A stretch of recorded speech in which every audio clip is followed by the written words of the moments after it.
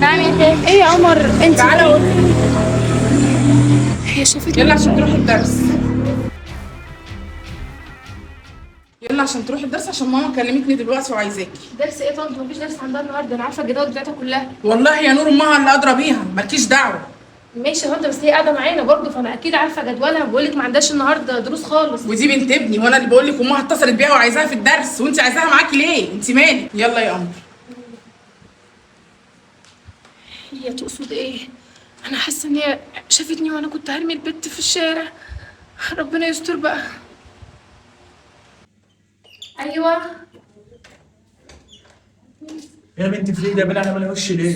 تصحى تصحى من النوم وتسمعنا في مصيبه انا عملتها سودا ومحدش يحلها لي غيرك. مصيبة يخرب بيت. انت عارف ان انا ما بخلفش، وكنت كاتبه على اسامه من فتره ان انا سقطت، وانا اصلا ما بخلفش.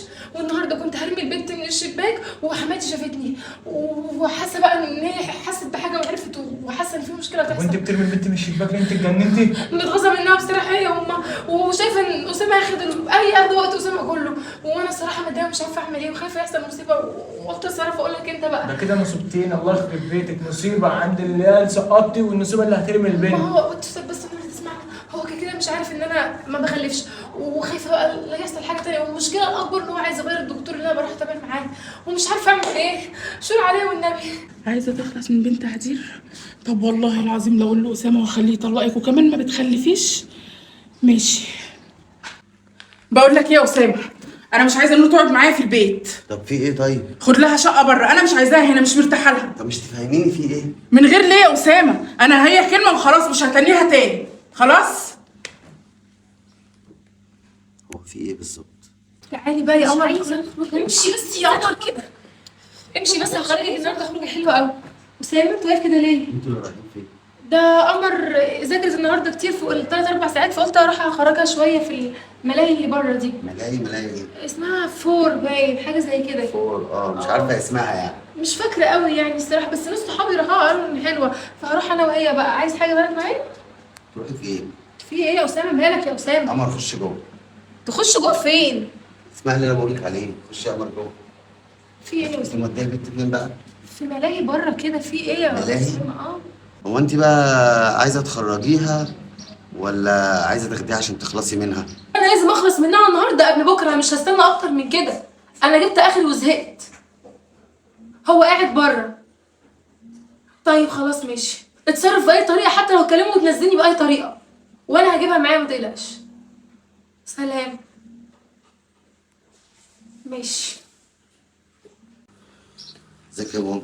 الحمد لله يا اسامه، عامل ايه؟ هو انت بقى كنت عايزه نور تمشي من هنا عشان كانت عايزه تخلص من قمر صح؟ انت عرفت؟ عارف، وسمعتها بودني كمان. طب وناوي تعمل ايه يا اسامه؟ ناوي اعمل كتير يا ماما. اوعى يا اسامه تعمل حاجه تودي نفسك في داهيه، دي ما تستاهلش. عشان ما تستاهلش انا مش هودي نفسي في ده. انا هتصرف. طب هتعمل ايه؟ انا عشان خاطر بنتك ومراتك الحامل دي ما ينفعش ان انت تأذي نفسك، طلقها يا ابني. طيب سيبيني بس وانا هتصرف يا ماما. انا كنت بس حابب اقول لك ان انا عرفت. ماشي يا اسامه، ربنا يعديها على خير يا رب. والله يا اسامه انا عملت كده عشان خاطر بحبك، لكن انا ما كانش قصدي والله ان انا اموتها ولا اخلص منها. وبصراحه لقيت امها هتجيب التاني، وانا بصراحه كنت غيرانه ان انا حتى مش معايا حته عيل يا اسامه.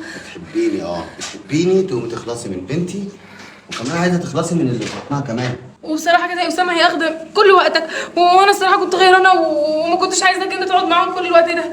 انا حتى كنت عايزه اجيب حته عيل يا اسامه، بس والله ما كانش قصدي ان انا اموتها وحياه ربنا. طب انا بقى عملت معاكي ايه؟ انا تعملي كده فيهم ليه اصلا؟ وبعدين انت هو انت فاكره كده ان ده اسمه حب؟ حب تقتلي؟ حب تخلصي منهم؟ ما هو اللي بيحب حد بيعمل اي حاجه عشان خاطره، وانا والله زي ما قلت لك انا بس كنت عايزه ابعدها عنك، وان انا مش عايزاك تشوف حد غيري، وان حتى كنت اجيب لك حته عيل، وبصراحه انا طلعت في الاخر ما بخلفش يا اسامه. كمان ما بتخلفيش؟ انا الصراحه عشان خاطر والله بحبك انا عملت كل ده، بس والله العظيم صدقني مش هعمل اي حاجه زي دي تاني، وهنعيش والله بعد كده، واعمل اللي انت عايزه صدقني والله مش هعمل اي حاجه تضايقك تاني عشان خاطري. تاني؟ هو في تاني؟ هو انت فاكره ان بعد كل اللي انت عملتيه ده هيبقى في تاني؟ هي اخر فرصه بس والله، اديني فرصه واحده بس والله، مش هتلاقي اي حاجه من دي تاني عشان خاطري يا اسامه، والله انا بحبك. لا انت بقى تروحي بيت ابوكي، وبعد كده ان شاء الله نبقى نشوف موضوع الفرصه ليه ده. بس؟ طب يعني ده يا اسامه انا كلامي خلص. عشان خاطري اديني رسول اتصرف ازاي دلوقتي يا رب.